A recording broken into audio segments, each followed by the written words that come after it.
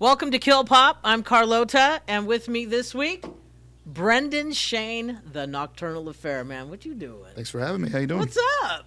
Yeah, doing the thing. You better get a line of cocaine in you real quick or something. Because I've already done 15. I'm just trying to feel something, man. Oh, okay. Yeah, it's can everybody? Can you feel your face right now? Is that normal? I can feel my face because I microdose LSD. I don't do cocaine. Oh, that's amazing. Yeah. You ever microdosed? Nothing. I don't think I've ever done anything in a small amount. So maybe that's my problem. Is that, it is. You got to do it in little bits. Yeah, you got to let your body think it's still in control. You know what I'm saying? I've never done any LSD or mushrooms, actually. I've always wanted to try it, though. Microdosing's amazing. Yeah. It's when you say I'm great, we just heard somebody say I'm great. Yeah. You mean it. Oh, is it's that the craziest thing. Are you microdosing? Thing. Is that why he's microdosing on his baby? Oh my gosh. So tell me, cross me out. That thing is hitting the charts. I mean, how is that feeling? Yeah, we just hit top 40. That was it's unreal. It's I actually still haven't. I still don't believe it. It's like one of those things where it's like they call you, they tell you it's happening, and you're like, okay, cool. Like, what's next? Yeah. And like someone on my team is like, can you like pat yourself on the back? Like, this is great. Like, I'm like, no, I want to move on. Like, like this high's over. Cool. Top 40's cool. I'd like top 20 now. Like, let's go. Yeah. Need to get up there. What's next? I'm excited. I'm excited to play it at we're doing a little radio convention tomorrow.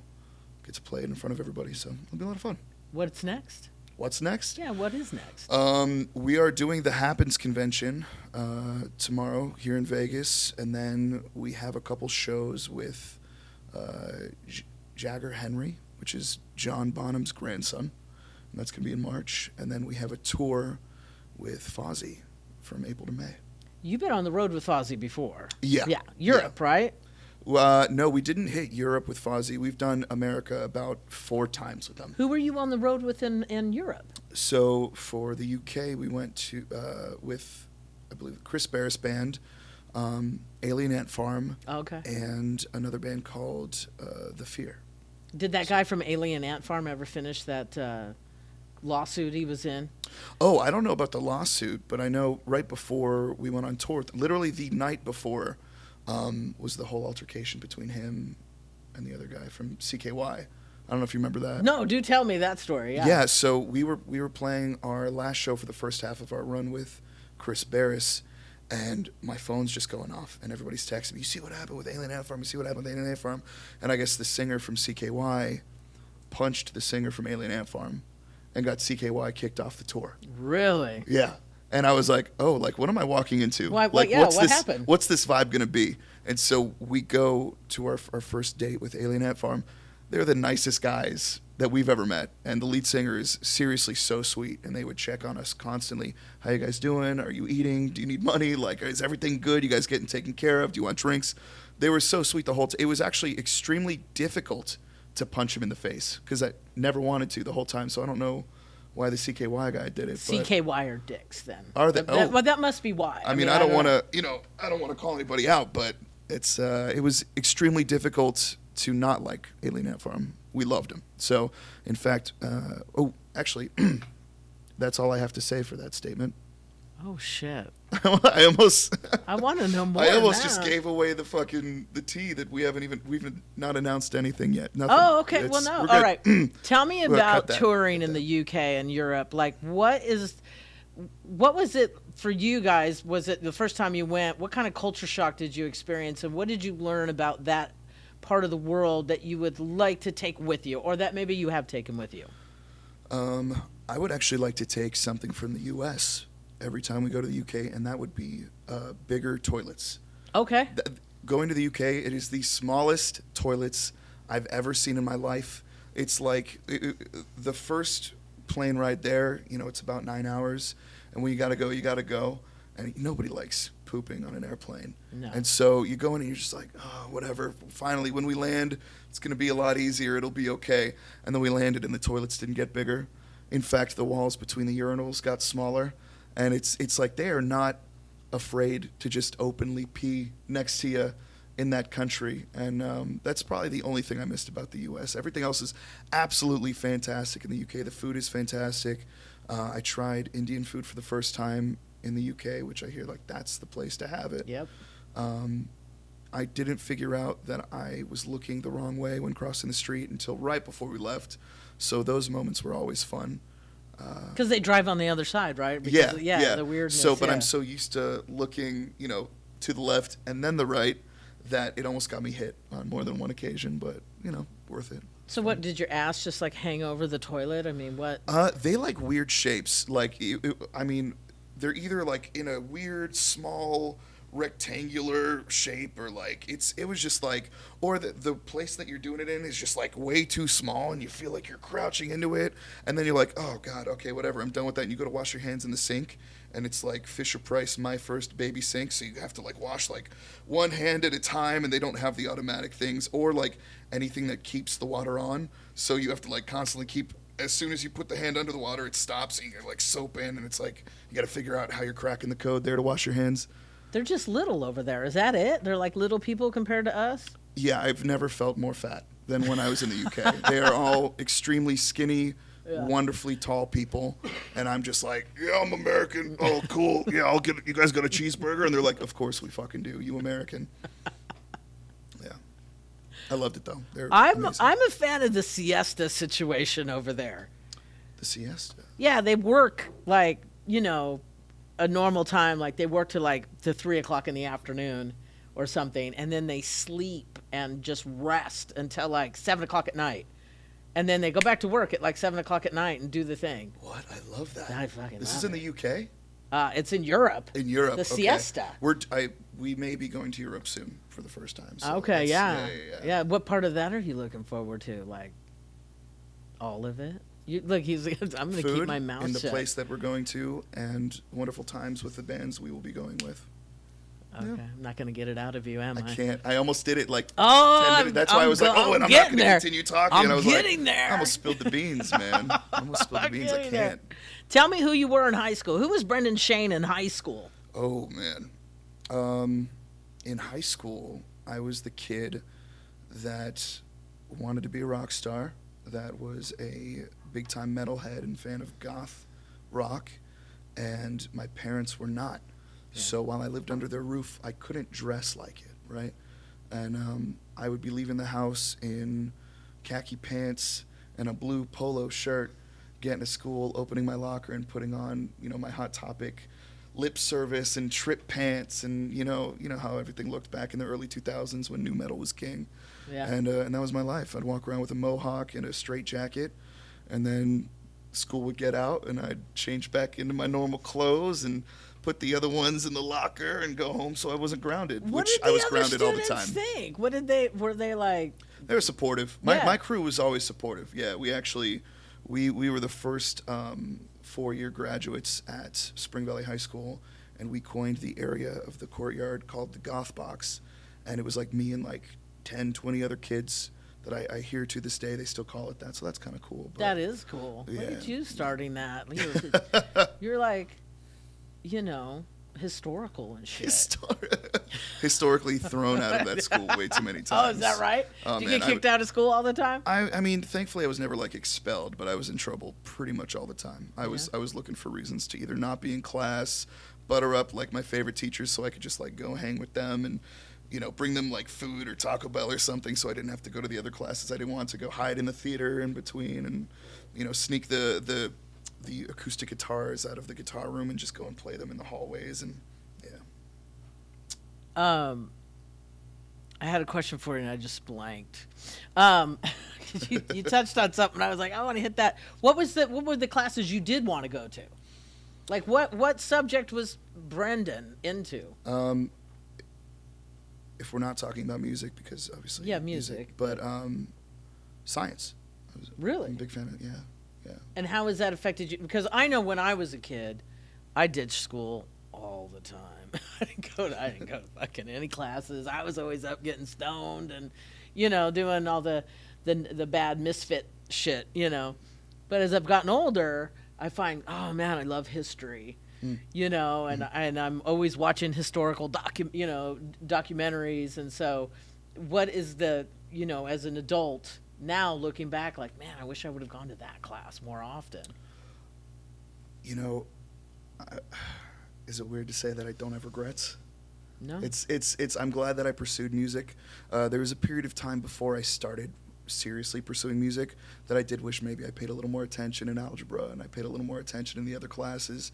But I loved science, man. You know, they used to do, I don't know if they do it anymore, but they do those tests to kind of see where your child places, like in the county, for like what they're knowledgeable in and what they need to focus on.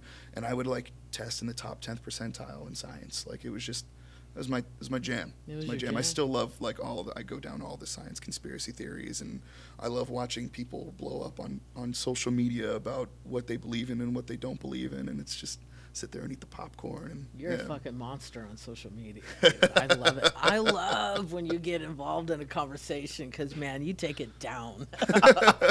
Yes. I like to have fun. Yeah, you do. What were you listening to high school? Oh man, which year? I mean, give me the biggest. You know, I mean, because obviously from 13 to 30, our music is what it is. So what was the band that transformed you into the goth movement? What was the band that hit hard? It was funny. So I would always kind of teeter-totter from like super goth stuff to like metal, new metal, rock. Before all of that, when I was like going from middle school into high school, I thought Hoobastank and Trapped and Taproot were the heaviest rock bands ever, and I was like walking around with like my Quicksilver shirt and my spiked hair, and like I had like puka shells and highlights. It was terrible. Did the blonde thing? It was terrible. You did it? Yeah, it was terrible. And then I got to high school, and my buddy showed me a music video by Slipknot, who I'd already heard a little bit from like movie, because you know, soundtracks for movies were like a huge thing in the 2000s, right? You had like Queen of the Damned, right? You had like just all that other stuff that also strongly influenced my tastes. But yeah, man, I was listening to like, everything from Slipknot to Shadows Fall, Killswitch Engage. I mean, I also loved Fall Out Boy. I was like that guy, you know what I mean? Yeah. And that's when I was like learning guitar. So I was learning like that whole record from Under the Cork Tree, but I was also learning like Toxicity by System of a Down, Waking the Fallen by Avenged Sevenfold. I mean, I was listening to Faith No More, most of their discography, just front to back. It was like, I don't know, it was a lot. But then also you had with the goth stuff, Sisters of Mercy, Bauhaus. I mean, those bands don't get talked about enough. They don't. They don't. Bauhaus is like amazing. There's a bit of a stigma when it comes to anybody mentioning like goth scene, goth rock.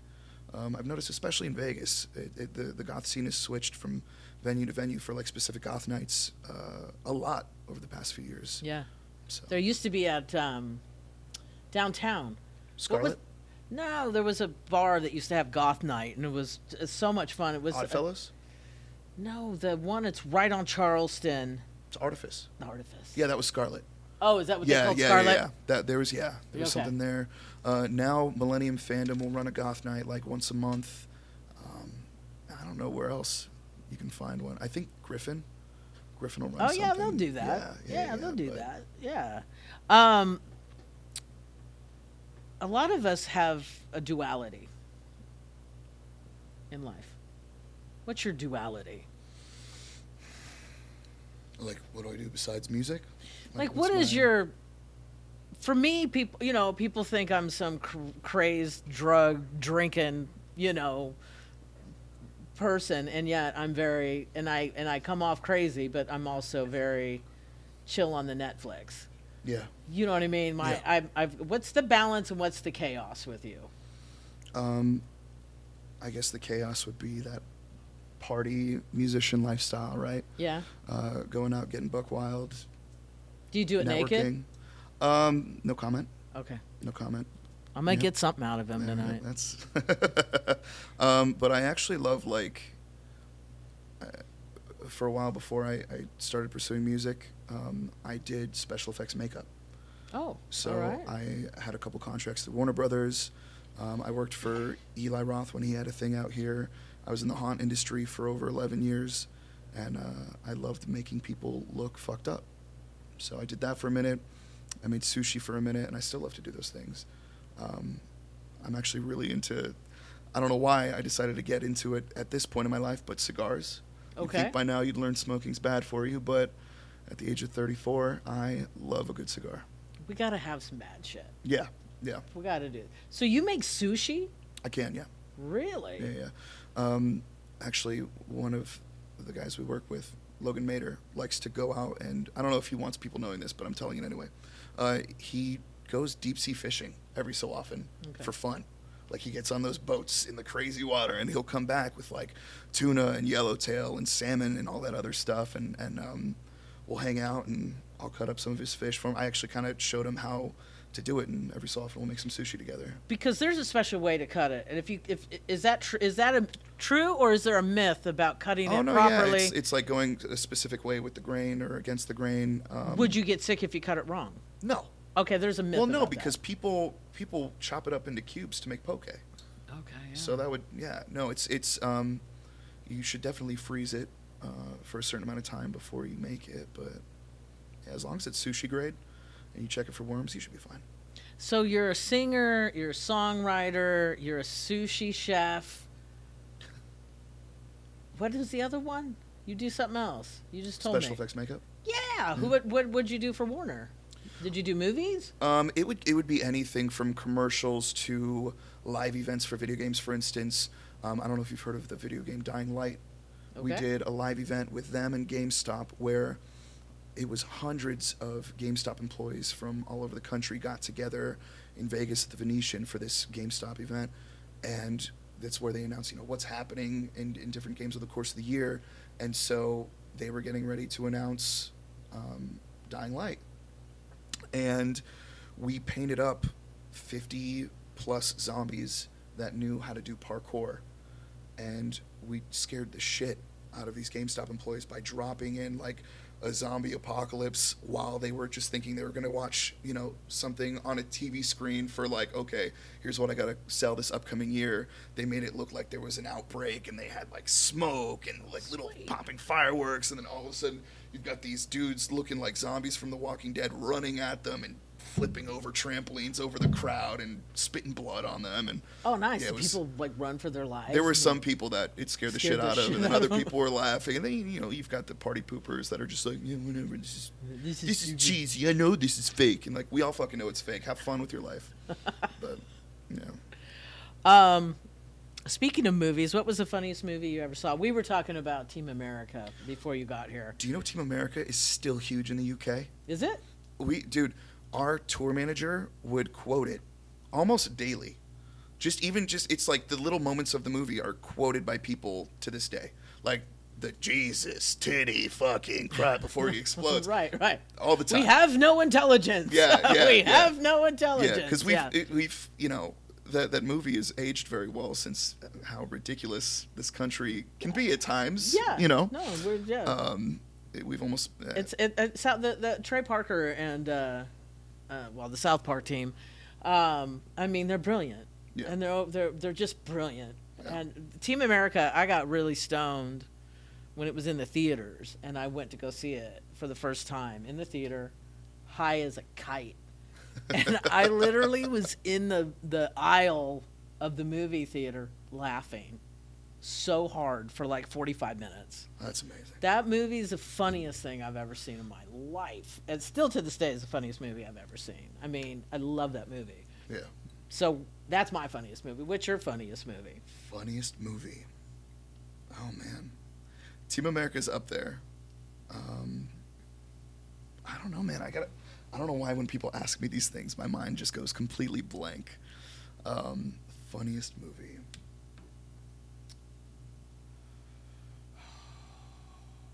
I still to this day love, maybe it's just because it's nostalgic for me, but The 40-Year-Old Virgin. Oh, yeah. Yeah. Oh, yeah, what a great like movie. Early, yeah, like when Steve Carell started making movies out of the blue, like he was in some really funny, even, dude, Anchorman. Anchorman is such a classic, so. My favorite is Seth Rogen. Oh my God, he's 40-Year-Old great. Virgin. He's great. That was the first time we ever really got introduced to him. Yeah. For real, right? I can't tell you how many times I still quote that movie just with friends all the time. And you can watch that movie. What's cool about 40-Year-Old Virgin is you can watch that movie and focus on just one character. Yep. And be entertained that entire, because there's so many layers of comedy in that movie. Yeah. Right. You have the Michael McDonald in the background the whole time. You can just focus, or you focus on the. If I hear Yamo be there one more fucking time, yeah, that whole thing. Yeah, that whole it's amazing. Thing, and the black guy. I mean, if you did like that character and just his whole thing, and then the Seth Rogen. And, of course, Jane Lynch. Is that her name? Jane Lynch? Yeah. Her whole jam in that movie is just... Every character she's played is top-notch. Oh, yeah. She's love in that the other actor. one, too. Yeah. What is it? Role Models. I haven't seen that one. You haven't seen Role Oh, Models? Step Brothers. Step Brothers is also hilarious. You need That's to see also- Role I Models. don't know why you It's made me think Paul Rudd and Jane Lynch is in it. Yeah. And he mentors a little kid, and he teaches him, who's the guy in it? Teaches him Kiss records and shit. Scott, the dude, Stifler. Oh, nice. From American Pie, that guy. I forgot his real name. But anyways, he plays this dude that mentors this little kid. And he's teaching him fucking Kiss songs and talking about Love Gun and what it is. And the kid's 8 years old or something. And it is a riot. But if you like Jane Lynch and you like 40-Year-Old Virgin, then you're going to love Role Models. Yeah. You're going to love it. We can do a little thing here called 30-second song. I throw about 8 words at you, and you freestyle those 8 words into a song.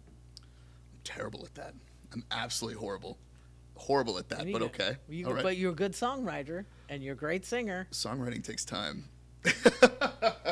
That's okay. We're going to throw some words at you. Okay. And we're going to try to give you a beat. Can we give them a beat, guys? They're like, fuck you. And then we'll see what we can put up, okay? Did you just Where's point the and laugh drummer? at my drummer? Did you just point and laugh? I did. I was like, There's I the point and drummer. laugh at Kyle all the time. It's okay. It's all right. You got a beat over there, buddy? All right, what are the words? The words are rubbish, Oh, boy. wizog, Wait. wizog, Wizog? wizog, I'm going to write these down. Hold on a sinister second. minister. I wrote them down for you. Okay. Tartar sauce, mud brick, Mud brick. hoopla, That's what I do after I have too much scallywag, sushi. and clown tool. Oh, boy. Clown tool. That's all one word. That's It's not clown and tool. No, clown tool. Scallywag. Scallywag. Hoopla, mud brick. What is a wizog? Wizog is like weed, I think. I'm pretty sure it's like marijuana. It's a herb. We gonna give him a beat? Oh, my God. Sinister minister? Sinister minister. That's kind of gothy sounding.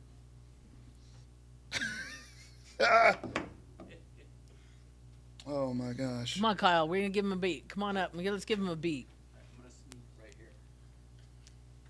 Wonderful. You want slow or what? What do you want? I don't know what I want, man. There you go. Let's see. I don't know. What, hold on a minute. Have you done this with anyone before, or am I the You are first my one? virgin. Oh, great. You are my Do virgin. you have a guitar? This is complete Do you have a guitar rubbish. I could play a chord on? Maybe that might help. Hold No, on. you a gotta minute. start with that. This is complete rubbish. Oh, I have See, to go down the this is- line? No. Okay. But I'm trying to give you a starting point. Oh, my goodness gracious. What's all this hoopla? There you go, come on. About Let's do building it houses out. with mud bricks. I think it's rubbish to use tartar sauce and clown tools. What am I supposed to do with these words?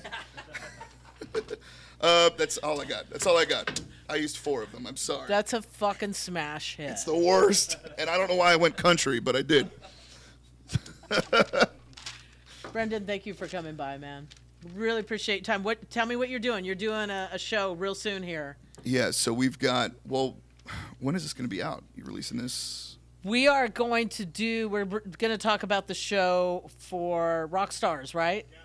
We're going to All do right, that. Las Let's promote Vegas, that. Rock Stars of Tomorrow. We're playing with Jagger Henry.